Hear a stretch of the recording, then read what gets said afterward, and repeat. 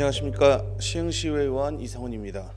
부시장님, 저는 오늘 우리 시에서 진행되고 있는 공무국의 출장 방식에 대해 우려를 표명하고 집행기관의 부단체장으로서 가지고 계신 입장과 명확한 개선 방안에 대해 답변해 주실 것을 요청드리기 위해 이 자리에 섰습니다. 공무국의 출장은 업무를 진행함에 있어 필수적인 부분으로 국제적 경험과 지식 습득은 정책 결정과 개선, 실행 등에 도움을 주어 시민들에게 더 나은 행정 서비스를 제공한다는 점에서 긍정적인 효과가 있습니다.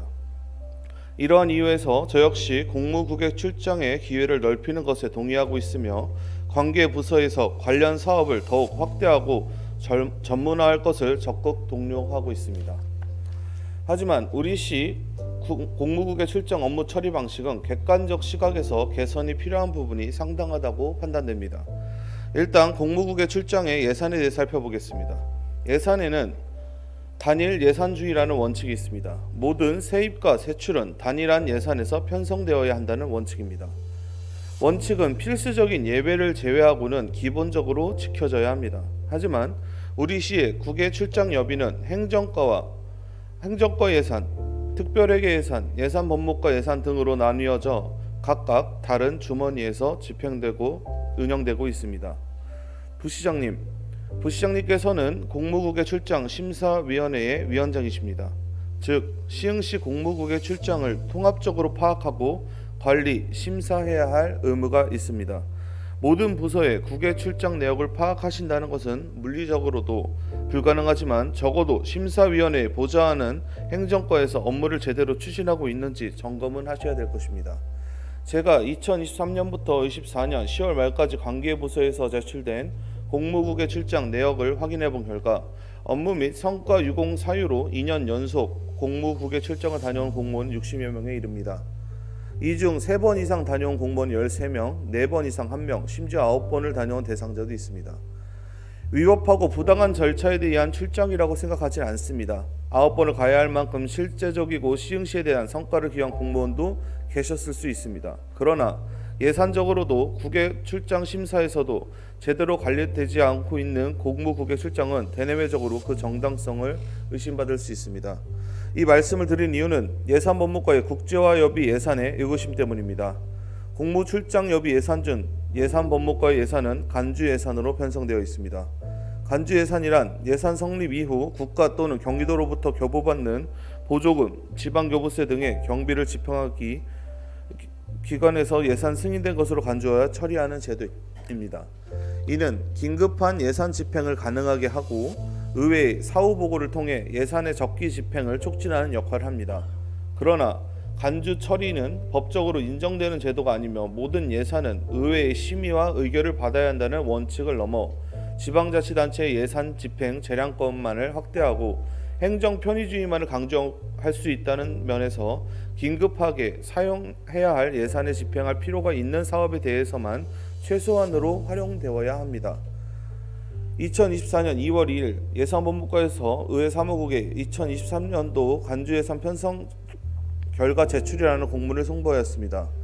그리고 그 공문에서는 2023년도 제2회 추가경정예산 예산총칙 제7조에 근거하여 131개 사업의 간주예산 사업 목록이 제출되었습니다. 그중 간주예산 소요액 약 2억 1천만 원이 혁신재정운영 우수직원 국외 연수라는 사업에 편성되어 있었습니다.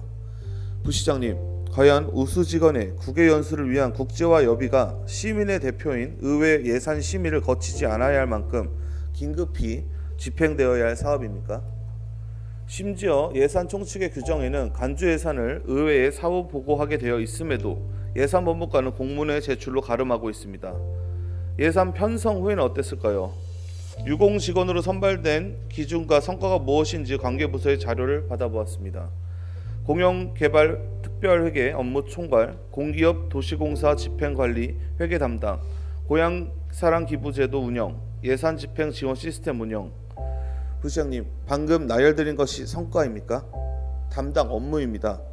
시흥시 2천여 명의 공직자 모두는 담당 업무가 있습니다. 업무 담당하는 자체가 성과이고 유공이라면 여타의 담당 업무를 성실하게 수행하고 있지 않는 공직자분들은 왜 이 사업을 통해 국외 연수를 가고 있지 않는 것일까요? 다음은 공무국외 출장 수행 후의 절차 이행 여부에 대해 살펴보겠습니다. 시흥시 공무출장 규정 제13조 제1항 및 제2항은 출장자는 귀국 후 20일 내에 공무국외 출장 결과 보고서를 허가권자에게 제출하고 허가권자는 시 홈페이지에 등록하여야 함을 규정하고 있습니다. 부시장님, 우리 시 홈페이지에 등록된 해외 연수 보고서의 마지막 게시일이 언제인지 아십니까? 2022년 12월 12일입니다. 다시 한번 말씀드리지만 저는 공무원의 공무국외 출장 자체에 대해서 지적하는 것이 절대 아닙니다. 다만 특정 업무를 담당하는 과에서 그 업무에 대해서 더 많은 정보를 알고 있다는 이유로 공식적인 심의 절차를 피하여 타 부서보다 수월한 방식으로 사업을 추진해온 상황에 대해서는 부시장님이 책임을 지시고 철저히 확인해 보셔야 한다는 것을 말씀드립니다. 본 시정 질문을 통해 드리고 싶은 질의의 요지를 말씀드리며 발언을 마무리하겠습니다. 첫째, 간주 예산을 사용하여 국외 연수를 진행한 배경과 해당 결정 과정에서 어떤 기준이 적용되었는지 구체적으로 설명해 주십시오. 이와 함께 이러한 결정이 간주 처리의 본래 취지에 부합하다고 생각하시는지 부시장님의 입장을 밝혀주시기 바랍니다. 둘째, 향후 방만한 간주 예산 사용을 개선하기 위해 방안과 보다 투명하고 합리적으로 운영될 수 있도록 어떤 조치를 취할 것인지도 구체적으로 말씀해 주시기 바랍니다. 셋째, 2022년 12월 13일 이후 공무국외 출장 결과 보고서가 시 홈페이지 및 통합 시스템에 등재되지 않았던 사유에 대해서 구체적으로 설명해 주시고 향후 어떤 개선 조치를 취하실 건지 말씀 주시기 바랍니다. 지금의 정부는 IMF 때도 줄인 적 없는 보통교부세를 줄여가며 우리 시흥시가 지방채마저 발행하게 만들고 그 발행한 금액마저 부족한 세수를 써야 되는 상황 속에서 시민의 소중한 세금을 좀 더 올바르게 사용될 수 있도록 하는 지방의회의 역할이 더욱더 중요해지고 있습니다. 간주 처리의 필요성은 인정하되 그 사용이 투명하고 공정하게 이루어져야만 합니다. 끝까지 들어주셔서 감사합니다.